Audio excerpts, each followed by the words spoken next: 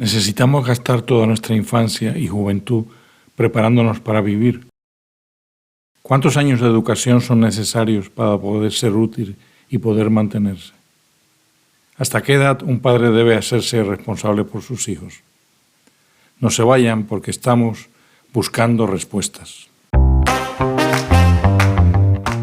Buscando respuestas, el podcast donde Bobby López explora las preguntas que la filosofía cotidiana nos propone.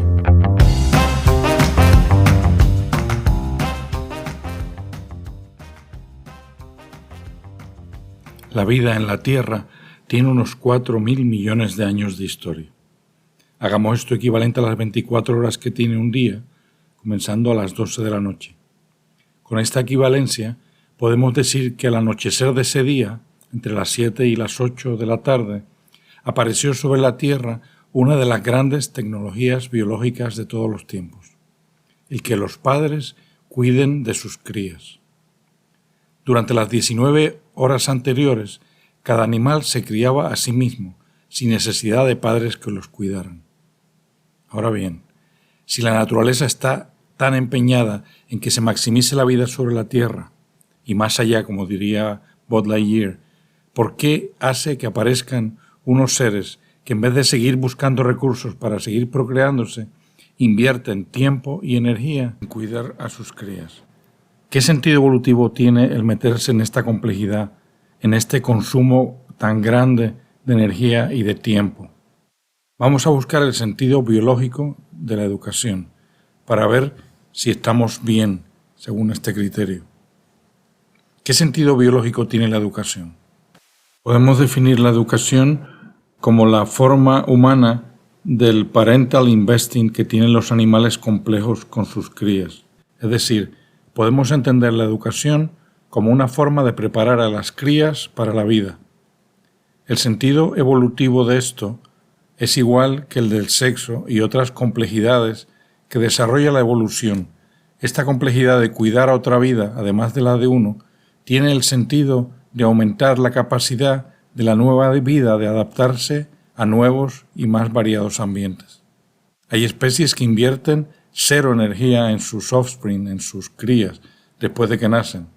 Por ejemplo, la tortuga marina, que deja sus huevos en la arena y los abandona, y en general muchos insectos, peces, reptiles y anfibios.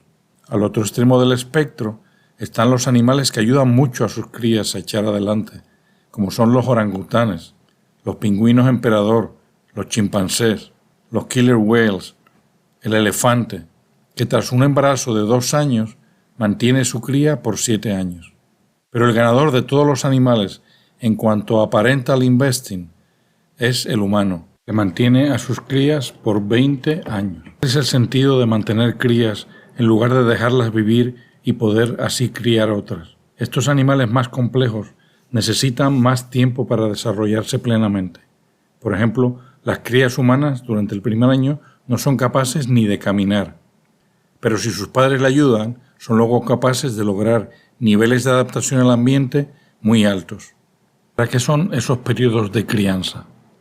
Además de vivir de los padres, es decir, alimentados y cuidados por ellos, ¿qué se hace durante la crianza? El sentido de la crianza en todos los animales que la practican es que sus crías aprendan a vivir mejor antes de empezar propiamente a vivir. ¿Cómo se educan los animales mientras se crían?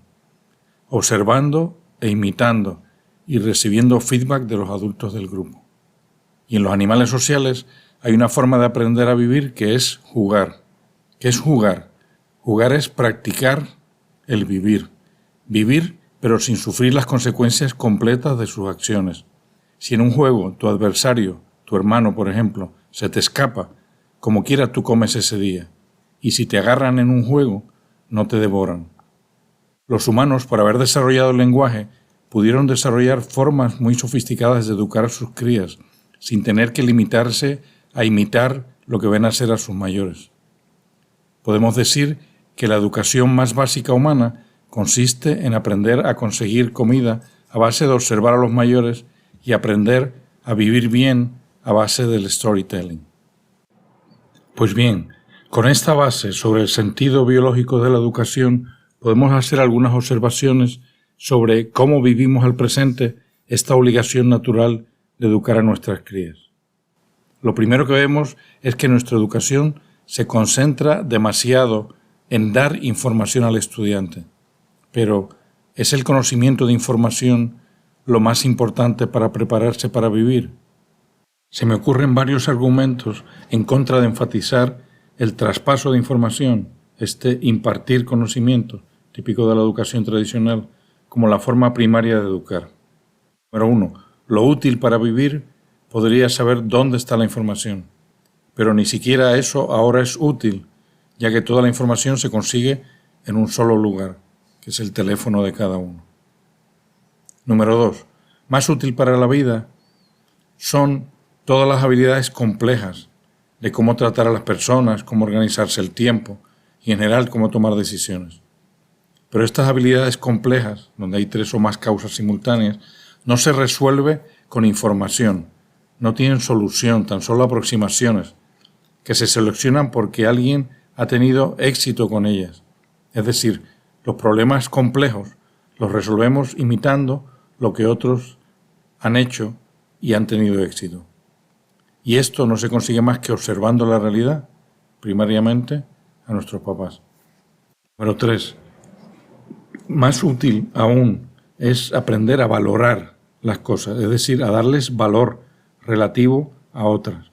Es decir, cuán importante es dar gracias vis a vis otras muchas posibilidades que uno tiene cuando le dan algo, como guardar lo recibido o empezar a comérselo, etc. Esto es lo que típicamente se llama tener valores. Aunque todos tenemos valores, lo importante es que estos valores nos lleven a tomar las decisiones justas, que son las que armonizan nuestro bien con el de los demás. Si esto es así, si recibir información es de muy poca utilidad y las cosas más importantes no se enseñan escuchando, sino viendo e imitando, si esto es así, estamos perdiendo el tiempo dedicando 20 años de nuestra vida a educarnos. Sería mucho mejor que empezáramos a vivir y simplemente asegurarnos que las experiencias que vivan los jóvenes sean lo más enriquecedoras posibles. Si le fuéramos a poner patitas a esta crítica, para que la veamos o la entendamos mejor, la educación formal solo sería hasta los 11 años y consistiría mayormente en grupos de niños acompañados por un adulto, no muy adulto, paseando por la ciudad y entrevistando y observando a distintos tipos de personas, amas de casa, oficinistas, moribundos, deportistas, ancianas, huérfanos, candidatos a trabajar, etc. Y entre medio, escuchando las historias de nuestros antepasados y jugando mucho, en sus dos vertientes, de competir y de role-playing, de juego de roles. Pero, ¿y los skills? ¿Y las destrezas?